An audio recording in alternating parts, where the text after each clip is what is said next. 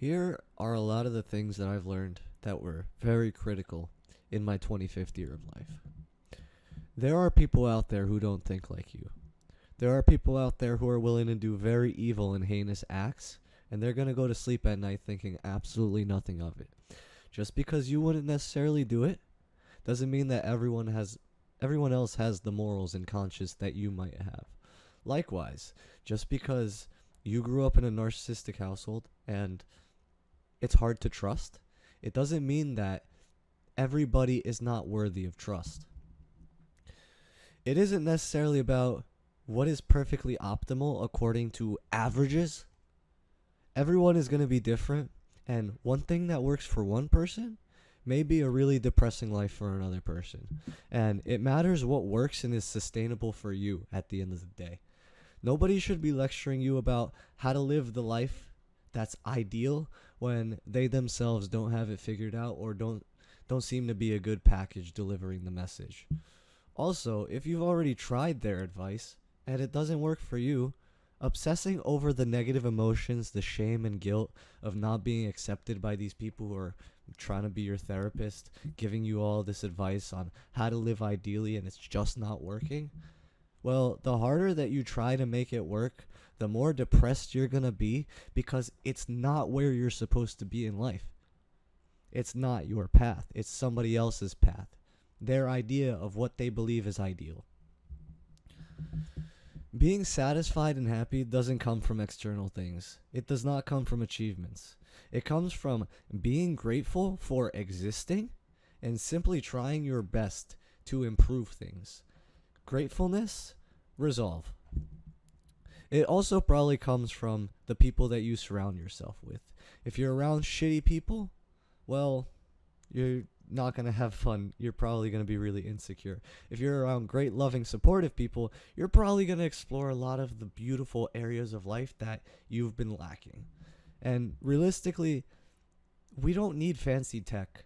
We just need the basics. We need love, support, fucking humans in our lives, being grateful, and being able to sustain ourselves. I don't really know much more of what we need than that. So this was even further reinforced this year. Health is the most important currency you can ever have. You can fight me on that. I don't give a fuck. I'll fucking choke you out. People will trade all of their time and their health. I've seen it firsthand. My father literally screwed his spine from working a shitty ass job just for a tiny cut of this bullshit fiat currency known as the US dollar nowadays that the government can just print out at will.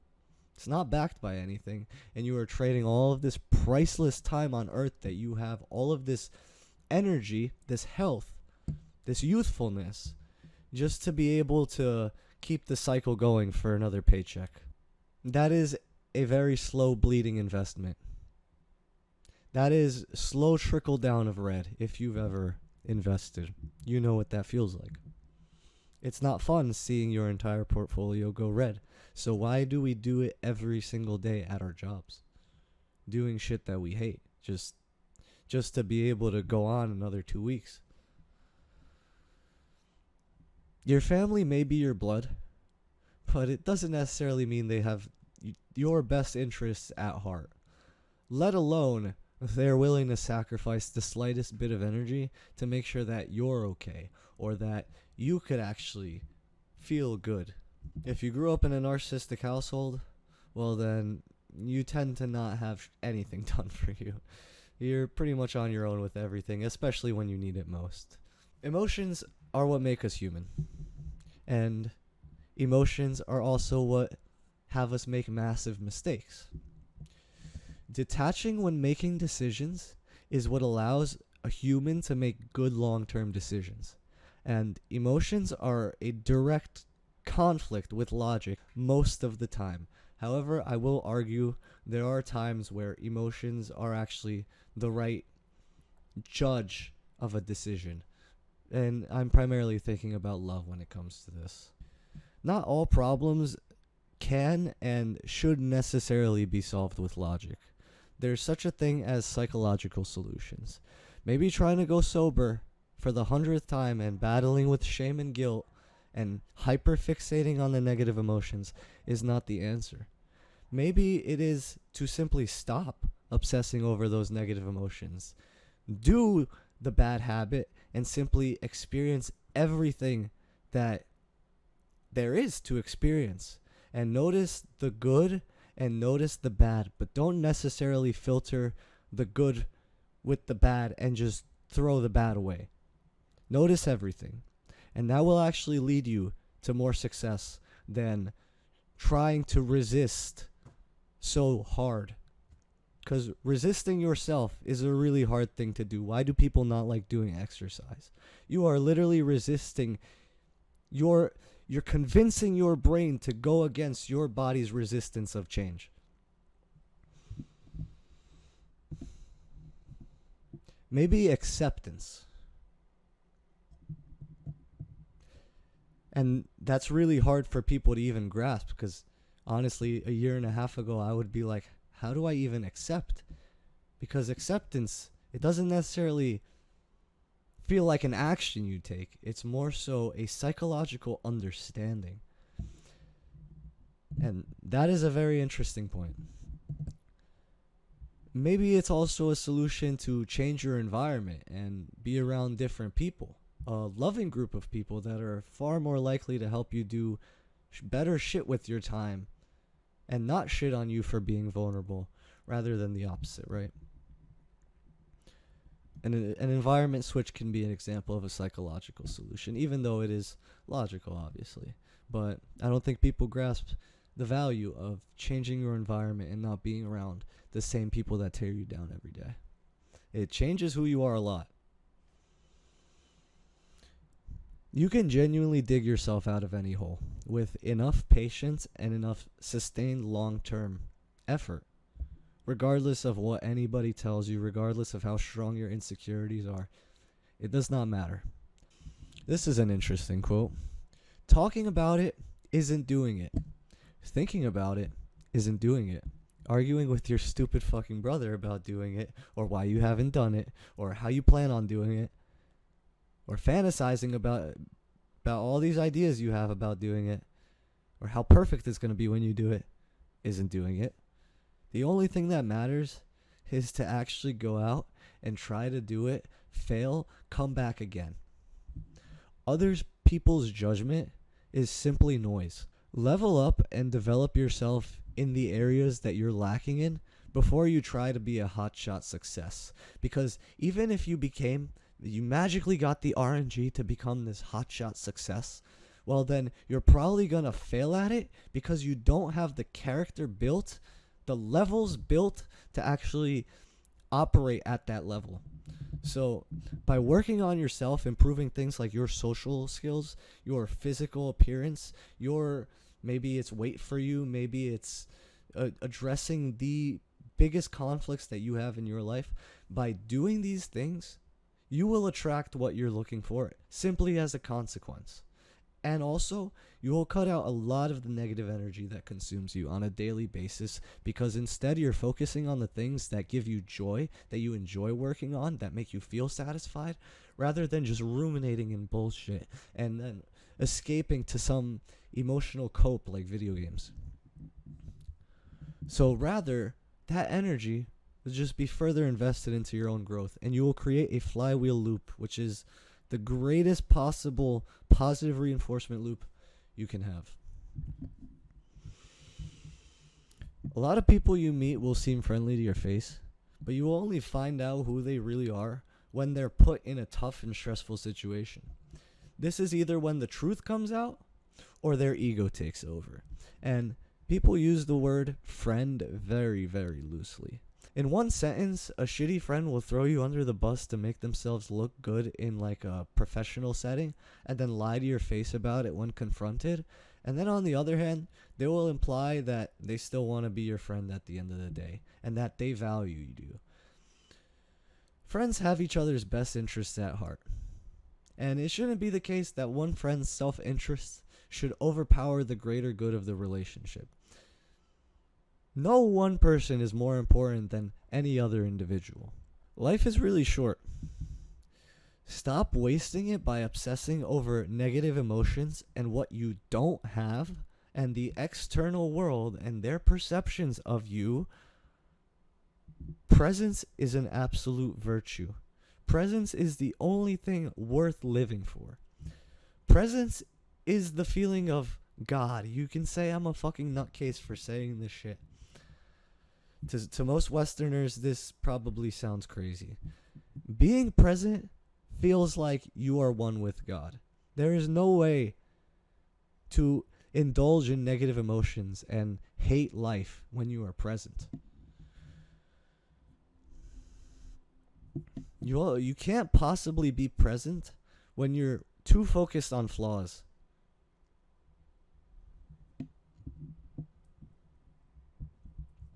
And unfortunately for a lot of people, you can't be present when you're constantly focused on flaws that are just thrown into your face, whether it be by your family, by media, whatever.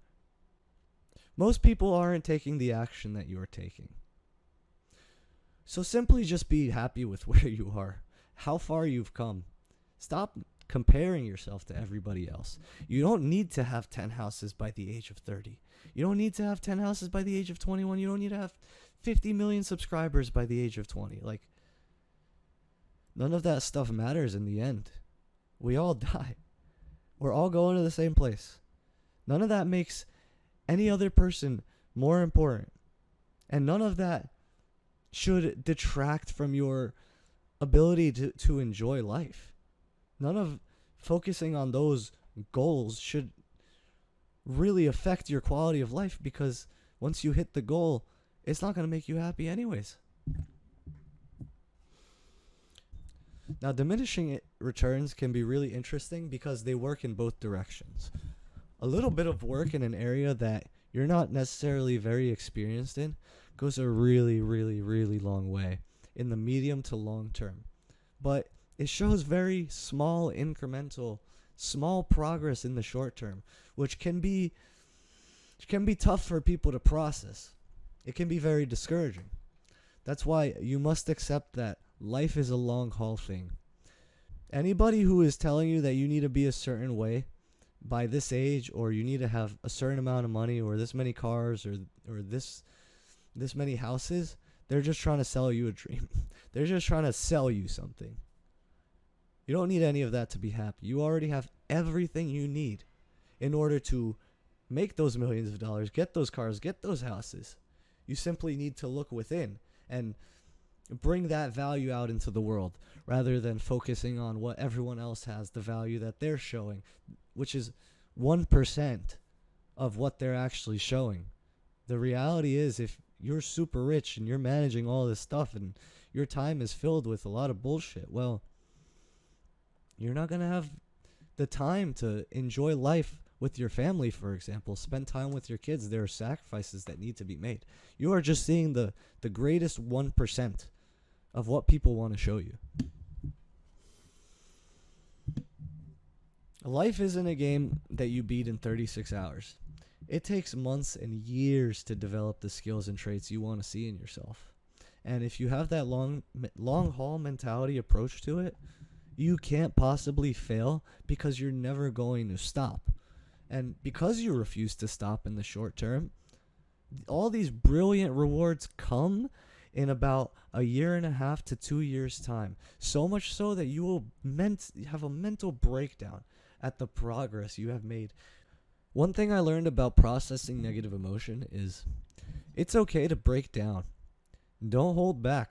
By holding back, you're simply delaying the positive experiences that actually come with venting all that negative energy. You need to get that grief out of your system as fast as possible so you can exist properly, so that you could actually have an appetite, so you can eat food, so you can go outside and do stuff with energy, because that depression will consume you. But just because one thing in your life is really out of whack doesn't mean that the whole needs to be ruined.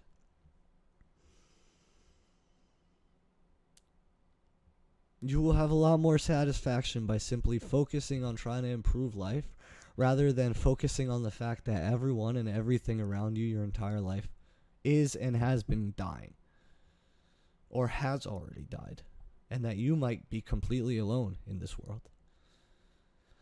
The sooner you focus on improving social skills, the sooner you get into more friendships and relationships, the better your life is going to be. And none of that has to do with hyperfixating on the people around you getting sick and such. Media and influencers and all this dog shit, they're just trying to feed you a narrative that you're inadequate unless you buy their service or invest more time into their brand. People like the Red Pillars, fucking Fresh and Fit, although their information is backed statistically by the Pew data, Red Pillars are feeding you this god-awful perspective of the world just so they can get more clicks. Maybe it's not the case that all women are hoes because they have X amount of body count or whatever the fuck. Maybe it's the case that the dumbasses spewing this shit are going on Tinder to try and get laid instead of going out into the world and talking and meeting people organically without actually trying to get something of self-interest out of those people. Plant the seeds, and the world you want to see will grow right before your very eyes. And that, my friend, is a beautiful thing. Maybe it won't grow to the beautiful expectation you have, but the fact that it's growing, that is what counts. The world and the people around you are simply a reflection of your own perceptions.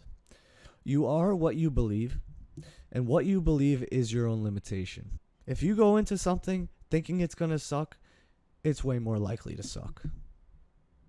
It is almost unavoidable at that point. True evil masquerades behind the nobilities, such as religion or higher virtues, caring about you. The most evil people will look to a scapegoat for their actions, but they will never actually practice or worry about the truth. Be it through avenues like religion, ego, narcissism. I care about you. That's why I'm being so overbearing and just ruining your life and toxic. That might be a common one that you've heard. I also learned this. I'll leave you with this.